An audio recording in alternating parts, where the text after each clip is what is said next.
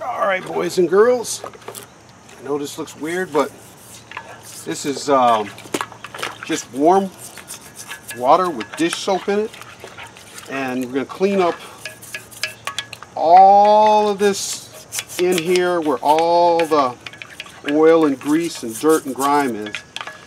Get that cleaned and get it ready for paint, but it's got to be nice and clean for the paint to stick.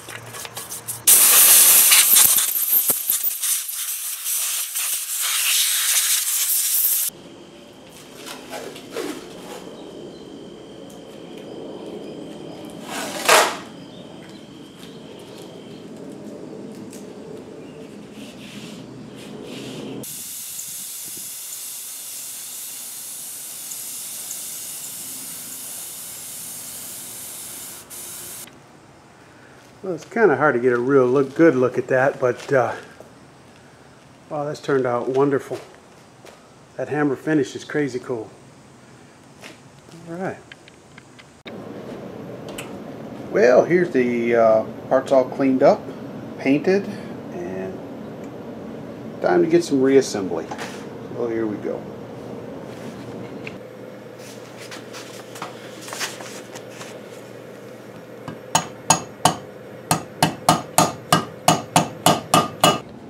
Well, several hours later, in a couple days, I got that dust cap in. Man, that thing fought me and fought me.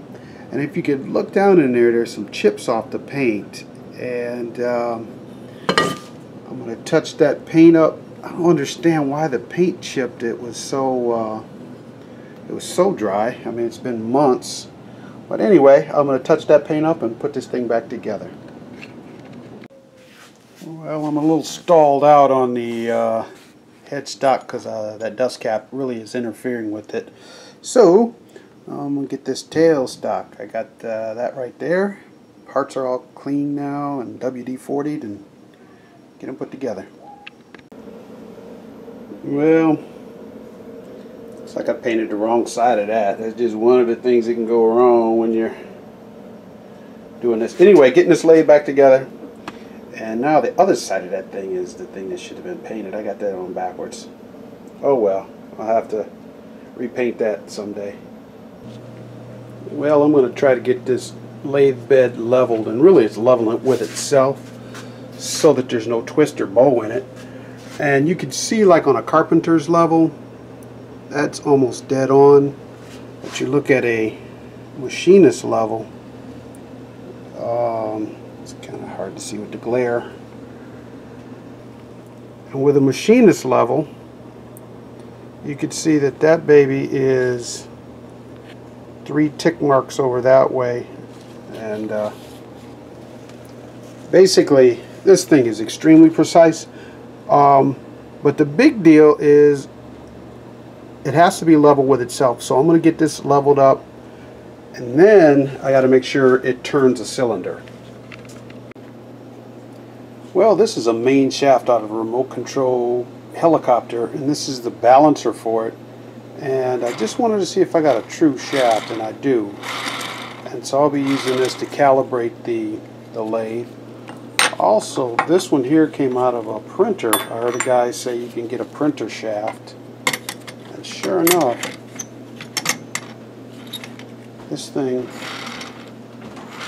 you can check the ends, but it's true too.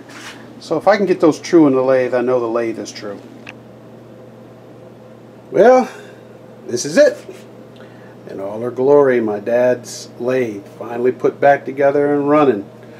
I still have some tweaking on it to get her all set up properly and some decals to put on, but I've got everything painted, put back together, and this is what she looks like. I know it's not the original, machine color, but my son liked it and so do I. The board I got from Lowe's and just stained it and put 5 coats of polyurethane. But guys, I'm actually kind of proud of this. It turned out pretty doggone good. And hopefully I'll be making some more videos on lathes. I plan on pimping this one. That sewing machine motor there, I'd like to put under it and get rid of that engagement thing. But I need a lathe right now to do my tractor restoration, so finally got this one up and running, and you should be seeing a lot of lathe videos with making machine parts here soon. Well, I'd like to share some lessons learned with you. First of all, I always try to do things perfect, and that takes a lot of time, so perfection costs time. You're going to make mistakes. This is my very first machine restoration. The paint I'm not sure about. It's that hammerite, and it's a hammer finish.